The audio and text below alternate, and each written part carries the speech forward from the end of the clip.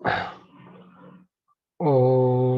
भूर्भुवः स्वः तत्सवितुर्वरेण्यं भर्गो देवस्य धीमहि धियो यो नः प्रचोदयात्। जगत के आदि कारण परमपिता परमेश्वर को नमन करता हुआ, इस अकिंचन को ज्ञान के पथ पर चलाने वाले, प्रेरित करने वाले गुरुजनों को नमस्कार करता हुआ, चौधरी चरण सिंह विश्वविद्यालय की विभिन्न कक्षाओं में अध्ययन कर रहे प्रिय छात्रों, आप सभी का हार्दिक स्वागत है। हमारे इस YouTube चैनल CCSU संस्कृत पर अगर आपने अभी तक इसको लाइक या सब्सक्राइब नहीं किया है तो आप आगे भी निरंतर अध्ययन करते रहने के लिए इसको अवश्य करें। प्रिय छात्रों, यह उपक्रम हमारे द्वारा प्रारंभ किया गया था। विश्वविद्यालय के दूर दराज के जनपदों में स्थित छात्र जिन तक संस्कृत से संबंधित बेहतर श्रेणी की पाठ्य सामग्री नहीं उपलब्ध हो पाती थी, उन छात्रों को के हित को दृष्टिगत रखते हुए उन छात्रों का हित करने के लिए इस उपक्रम को प्रारंभ किया गया है और आप लाभान्वित होकर के निश्चित ही इस उपक्रम से अन्य छात्रों को भी जोड़ने का कार्य करोगे, सबके पास इसको प्रेषित करने का कार्य करोगे। प्रिय छात्रों, पूर्व में हम अध्ययन कर चुके थे द्वितीय वर्ष की जो कक्षाएं हैं, BA की हो या BSc हो या BCom इत्यादि अन्य अन्य कक्षाओं के द्वितीय वर्ष में फाउंडेशन कोर्स लगा हुआ है 013 कोड का, संस्कृत विषय का। उसके सभी पाठ्य बिंदुओं का हमने विस्तार के साथ और छात्रों की दृष्टि से उनके लिए सरल हो, सहज हो, सुगम हो, इस दृष्टि से अध्ययन किया था। उसके अनंतर BA की कक्षाओं में निर्धारित संधि प्रकरण का हम अध्ययन कर रहे थे। संधि प्रकरण के अंतर्गत भी हमने अथ संधि का संपूर्ण अध्ययन कर लिया था, जिसके वीडियो आप अपने CCSU संस्कृत चैनल पर देख सकते हो जाकर के और लाभान्वित हो सकते हो। उसी क्रम में व्यंजन संधि हमने पढ़ना प्रारंभ किया था और व्यंजन संधि के अंतर्गत हमने दो प्रारंभ की जो संधियां हैं, इष्टत्व संधि और इष्टत्व संधि, उन दोनों संधियों का अध्ययन किया था और उन दोनों का अध्ययन करने के साथ साथ कहाँ पर इष्टत्व संधि होगी, कहाँ इष्टत्व संधि होगी और कहाँ इन दोनों संधियों का परिहार होगा, अर्थात ये नहीं होंगी, इन सभी विषयों का अवलोकन हमने कर लिया था। प्रिय छात्रों, इस क्रम को आगे बढ़ाते हुए आज की इस कक्षा में हम अध्ययन करते हैं ज्येष्ठ संधि का। आइए, आप सभी का स्वागत है। हम पढ़ते हैं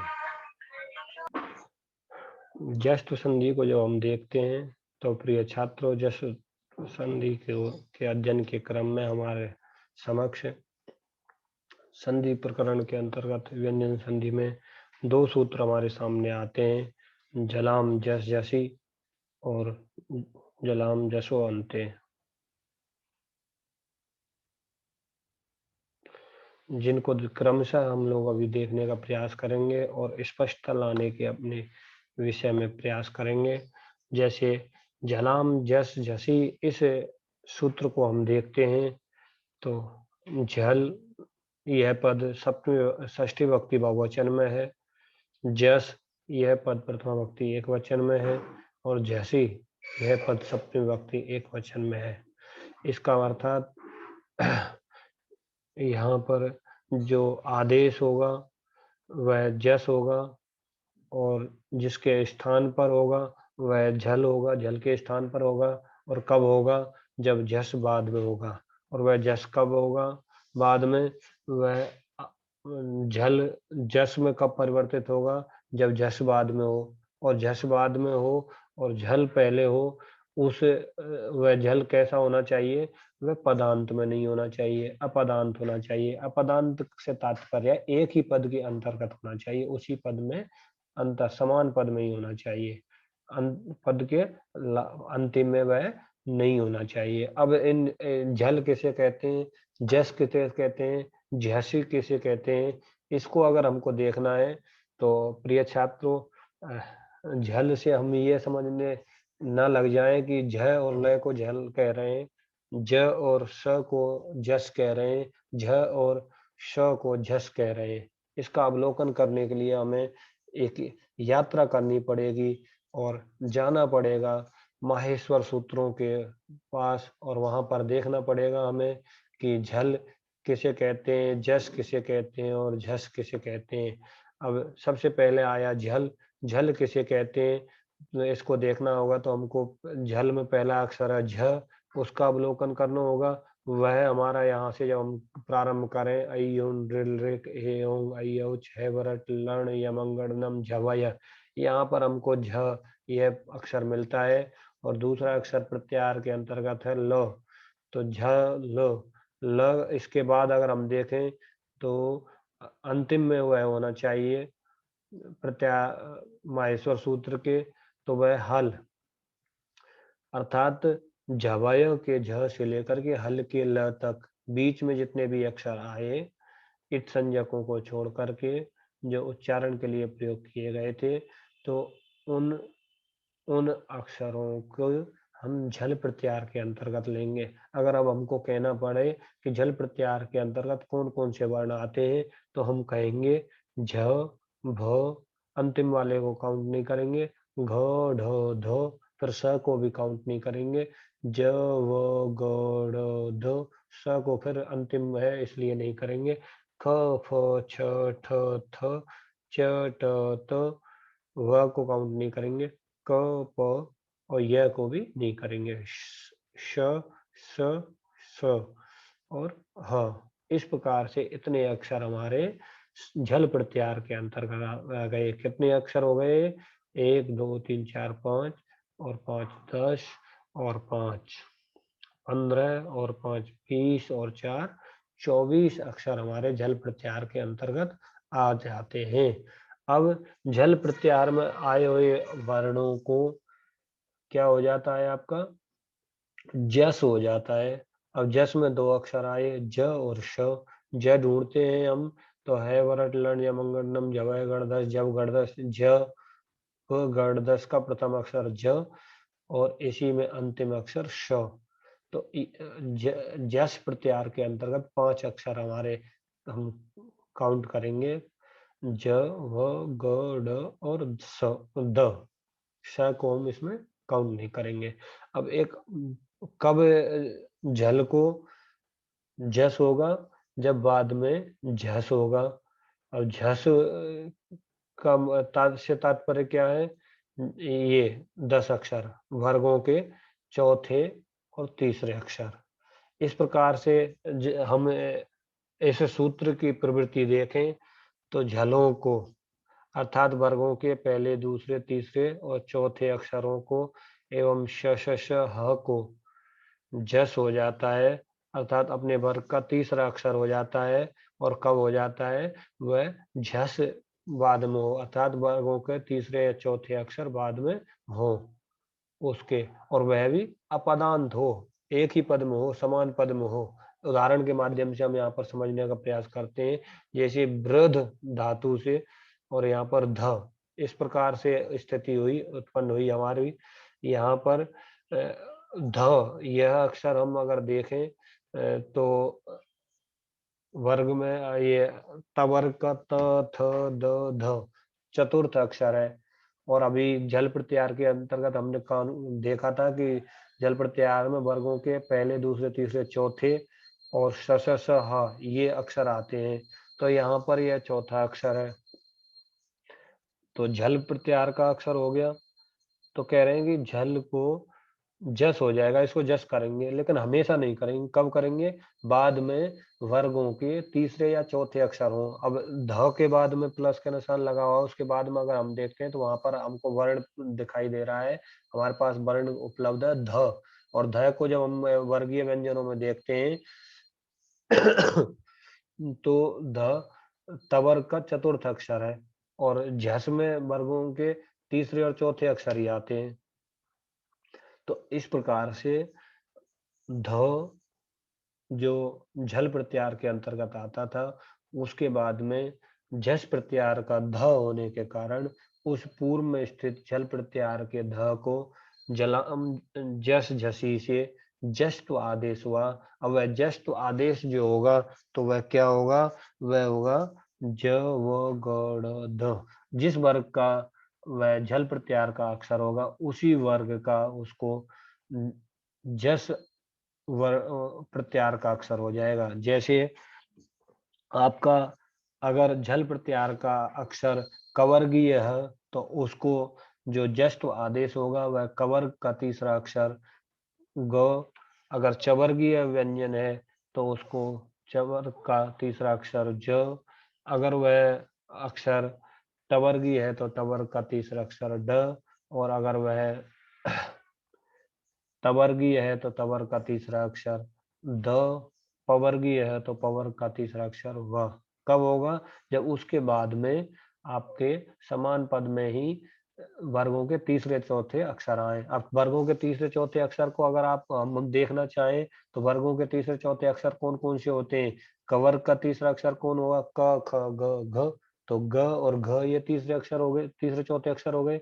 ऐसे ही चवर्ग, टवर्ग, तवर्ग और पवर्ग में भी हम देख सकते हैं। तो इस प्रकार से तीसरे और चौथे जो वर्गों के अक्षर हैं वे उन 10 अक्षरों में से कोई भी अक्षर बाद में हो उसको उन 10 अक्षरों का ही सामूहिक नाम हुआ झसी, झस। और वे झल प्रत्याहार के वर्ण के बाद में आते हैं तो उस स्थिति में उन झल प्रत्याहार के वर्णों के स्थान पर जस आदेश हो जाएगा। और जस जो आदेश होगा तो यहाँ पर जैसे वृद्ध प्लस ध यह स्थिति है तो ध जो अक्षर वह तवर्ग का है और तवर्ग के ध को जब जस्ट आदेश होगा जलम जलाम जस जसी से तो अपने वर्ग का तीसरा अक्षर। और अपने वर्ग का तीसरा अक्षर जब हम देखेंगे तवर्ग का तो त थ द, त थ द। तो पूर्व ध जो झल प्रत्याहार के अंतर्गत था बाद में झस प्रत्याहार के अंतर्गत आने वाले ध के रहने पर उसको अपने वर्ग का तीसरा अक्षर होकर के तीसरा अक्षर क्या द, द होकर के उसको वृद्ध यह शब्द निर्मित हुआ। ऐसे ही लभ धातु से धा,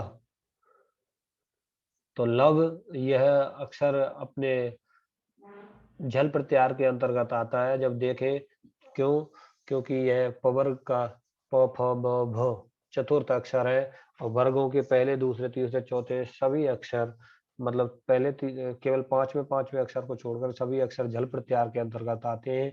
और उसके बाद में झस प्रत्याहार का वर्ण भी यहाँ पर उपलब्ध है ध।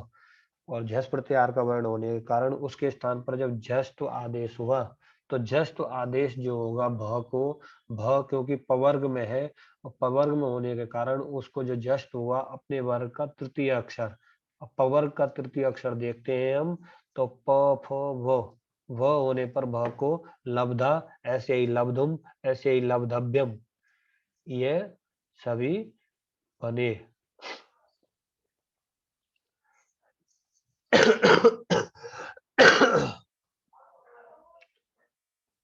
ऐसे ही दोगदा में भी जस्ट आदेश होकर के घ को ग होकर के पहले दू से दोहो और दोहो को दोग और दोग को दोगधा होकर के जस्ट संधि के द्वारा ये शब्द निर्मित हुआ। ऐसे ही सन्नद्ध, सन्नद्ध और ध वृद्ध की जैसी स्थिति और उसको परिवर्तित होकर के जस्ट संधि के रूप में यहाँ पर भी हमारा सन्नद्ध ये रूप बना।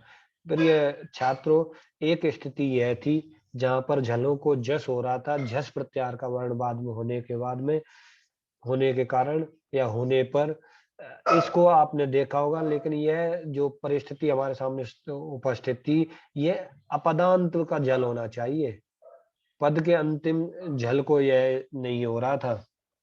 यह हम ध्यान रखेंगे और आगे देखते हैं माहेश्वर सूत्रों में। एक बार पुनः हम आवृत्ति कर लें क्योंकि झलों को जस होता है। अब झल में जो 24 अक्षर आते हैं आपके वर्गों के चौथे चौथे अक्षर, वर्गों के तीसरे तीसरे अक्षर, वर्गों के दूसरे दूसरे अक्षर, वर्गों के पहले पहले अक्षर, अर्थात वर्गों के पहले दूसरे तीसरे और चौथे अक्षर और तीनों स श स और ह इतने अक्षरों को अब यहाँ पर हम देखें तो श श श और ह को तो जस्त संधि संभव नहीं है। वर्गों के पहले, दूसरे, तीसरे, चौथे अक्षरों के स्थान पर भी जस्त संधि संभव है, और वर्गों के पहले, दूसरे, तीसरे, चौथे अक्षरों में से कोई सा आता है तो उसको जो जस्त संधि के अंतर्गत अब अपने वर्ग का ही तीसरा अक्षर हो जाएगा। तो अभी हम पढ़ रहे थे कि झलों को जस होता था, झस परे होगा तो, और अभी यहाँ पर झलों को जस तो होगा लेकिन पदांत में होगा। पहले जो पढ़ रहे थे वह था अपदांत में। अपदांत किसे कहेंगे? जैसे हमारे पास उदाहरण आया आपका वाक प्लस ईशः। तो वाक एक स्वतंत्र पद है, उसके बाद में ईश शब्द आ रहा है, वो पृथक पद है, स्वतंत्र पद है। वाक अर्थात वाणी, ईशा स्वामी, तो वाणी का स्वामी।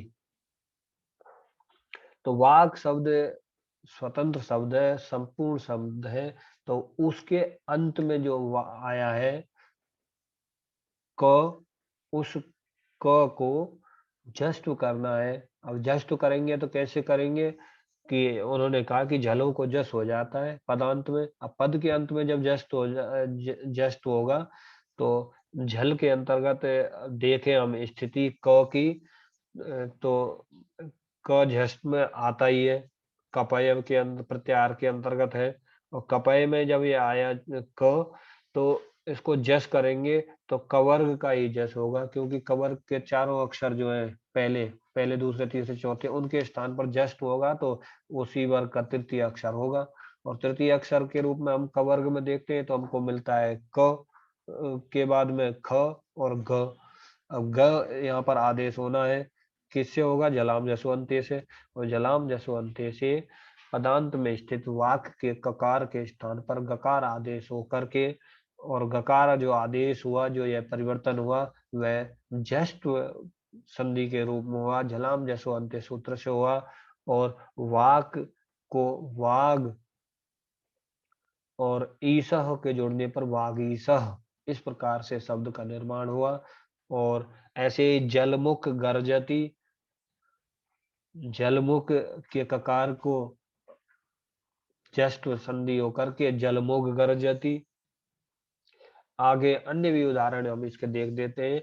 सत प्लस गुण, तो सत जो है स्वतंत्र पद भी है, सत के तकार को पदांत में होने के कारण झलाम जसो अंते, इस सूत्र के द्वारा जस्ट संधि होने पर तो तकार को अपने वर्ग का तृतीय अक्षर दकार होकर के सदगुण है। ऐसे ही स्वर्गात अपि, स्वर्गादपि, अस्मात् बचनात्, अस्मात् के तकार को जस्ट संधि में अपने वर्ग का तृतीय अक्षर होकर के अस्माद वचनात्, प्राक एव, ककार को गकार आदेश जस संधि के अंतर्गत प्रागेव, सट दर्शनानी, टकार को अपने वर्ग का तृतीय अक्षर सट दर्शनानी, तत् अपि, तदपि, अप, जम, अप कहते हैं जल को, और जल में जो उत्पन्न हुआ वो अप, और अप जो में जो पकार है उसको अपने वर्ग का तृतीय अक्षर वह होकर के अवजम, जगत गुरु, तकार को जस्ट आदेश होकर के जगत गुरु, अप धी, जस्ट आदेश होकर के अवधि, महत इदम, टकार को दकार आदेश होकर के महदिदम, तावत एनम, सम्यक अविहितम, जस्ट आदेश होकर के सम्यक विहितम, सट भ्याम षड्भ्याम, इत्यादि इत्यादि अनेकानेक उदाहरण इस संधि के बन जाते हैं। प्रिय छात्रों, यहाँ पर हमको देखना यही है और जो ध्यान में लाना है वह यही लाना है कि जलाम जस जसी जो सूत्र है वह झलों को जस तो करता है, लेकिन जस प्रत्याहार का वर्ण बाद में होने पर ही करता है। और झलाम जसो अंते जो सूत्र है वह जस्ट जो आदेश करता है वह पदांत में झल आता है तो उसको जस आदेश कर देता है। दोनों ही सूत्रों से जो जस आदेश जस्ट जो आदेश होता है वह जव गण द, अर्थात वर्गों के तृतीय तृतीय अक्षर अपने वर्गों के अन्य चारों प्रथम चारों अक्षरों पहले दूसरे तीसरे चौथे के स्थान पर हो जाते हैं। वह अपदांत में करता है जलाम जस जसी, और जलाम जसवंते पदांत में करता है।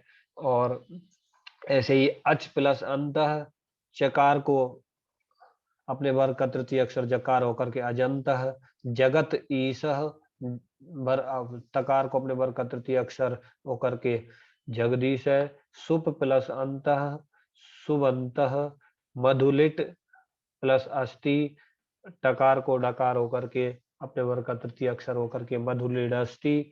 वाक प्लस व्यवहार, वाक के ककार को गकार आदेश अर्थात जस्ट होकर के जलाम जसवंते से वाग व्यवहार है। अच वर्ण, अच प्लस वर्ण, चकार को जकार आदेश जस्ट संधि के अंतर्गत होकर के अज वर्ण है। महत यशः, तकार को दकार आदेश अर्थात अपने वर्ग का तृतीय अक्षर जस्ट संधि के अंतर्गत जलाम जसवंते सूत्र से महद यशः। सुप विभक्ति, सुप के पकार को वकार आदेश शुभ विभक्ति। वाक देवता जस्ट आदेश वाग देवता।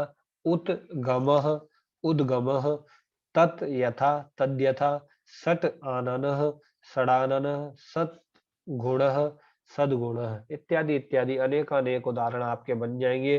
प्रिय छात्रों, यहाँ तक हमने देखा कि जलों को जस हो जाता है झस प्रत्याहार का वर्ण बाद में होने पर, जलों को जस हो जाता है पदांत में होने पर जल के, और अगर वह जो झल पदांत का जो झल है वह अवसान में भी होगा अर्थात उसके बाद में कोई भी अक्षर नहीं होगा, उसके बाद में कोई भी अक्षर नहीं होगा, तो जस्ट जो आदेश होगा वह वा अर्थात विकल्प से होगा। जैसे हमने अभी संधि पढ़ी थी वागीसह, वाक प्लस ईसह वागीसह, वहां पर तो जस्ट संधि नित्य हो गई, लेकिन शब्द केवल होता वाक और उसके बाद में कोई भी वर्ण नहीं होता, स्वर या व्यंजन नहीं होता।